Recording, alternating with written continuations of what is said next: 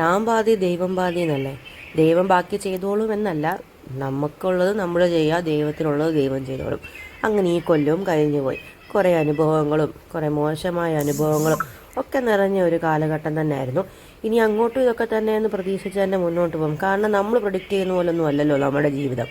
ഇന്ന് ഹാപ്പി ആയിട്ടിരുന്ന് കഴിഞ്ഞാൽ നാളെ ചിലപ്പം ഇച്ചിരി സങ്കടം കാണും. അങ്ങനെയൊക്കെയാണ് ജീവിതം. മാറി മറിഞ്ഞ് അങ്ങ് ഇങ്ങനെയൊക്കെ അങ്ങ് പോകും. അനുഭവങ്ങളാണല്ലോ ഗുരു എന്നും പറയുന്നത്. ഓരോ അനുഭവങ്ങളിൽ നിന്ന് ഓരോ കാര്യങ്ങൾ നമ്മൾ പഠിക്കുന്നു. അപ്പം എൻ്റെയൊക്കെ കുട്ടിക്കാലത്ത് ഞങ്ങൾ വെക്കേഷൻ സെലിബ്രേറ്റ് ചെയ്തത് ഞങ്ങളുടെ അമ്മ വീട്ടിലാണ്. ഇപ്പോഴത്തേക്ക് പിള്ളേരൊക്കെ ആണെങ്കിൽ അങ്ങനെ എനിക്ക് ആ ഫീല് കിട്ടുമെന്ന് തോന്നുന്നില്ല.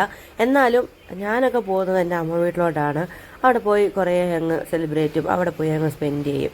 അപ്പം ഇത് വല്യപ്പയുടെ വല്യമ്മയുടെ വെഡ്ഡിങ് ആനിവേഴ്സറി ആയിരുന്നു. ക്രിസ്മസ് ആയതുകൊണ്ട് തന്നെ അവിടെ നിന്നും പിന്നെ സ്വന്തമായിട്ടൊക്കെ മേടിച്ച കേക്ക് ഉണ്ടായതുകൊണ്ട് തന്നെ ആ കേക്ക് വെച്ച് അഡ്ജസ്റ്റ് ചെയ്തു. ഇപ്പം എൻ്റെ ഒരു ഓർമ്മയിലൊരു കാര്യം വന്നു. എൻ്റെയൊക്കെ കുട്ടിക്കാലത്തും ഈ പ്ലം കേക്കും മാർബിൾ കേക്കൊക്കെ വെച്ചാണ് എൻ്റെ അമ്മ ഞങ്ങൾക്കൊക്കെ കേക്ക് ബർത്ത്ഡേക്കൊക്കെ മുറിച്ചു തന്നെ. അതിൻ്റെ പുറത്ത് എത്ര വയസ്സായെന്ന് വെച്ചാൽ അത്രയും മെരൂതിരിയും കൂടെ അങ്ങ് കത്തിക്കും. അന്ന് ക്രീം കേക്ക് ഉണ്ടോ എന്നൊന്നും എനിക്കറിയത്തില്ല. എൻ്റെ 18 വയസ്സ് കഴിഞ്ഞപ്പോഴാണ് ഞാൻ ക്രീം കേക്കൊക്കെ അറിഞ്ഞത്. അതൊക്കെ പോട്ടെ. ഇനി ഫുഡ് അടി പൊറോട്ട വെളിയിൽ നിന്നാണ് മേടിച്ചത്. ബാക്കിയെല്ലാം എൻ്റെ അമ്മയുടെ പ്രിപ്പറേഷനാണ്. അപ്പം നല്ലൊരു വർഷം വരട്ടെ എന്ന് പ്രാർത്ഥിച്ചുകൊണ്ട് നിർത്തുന്നു.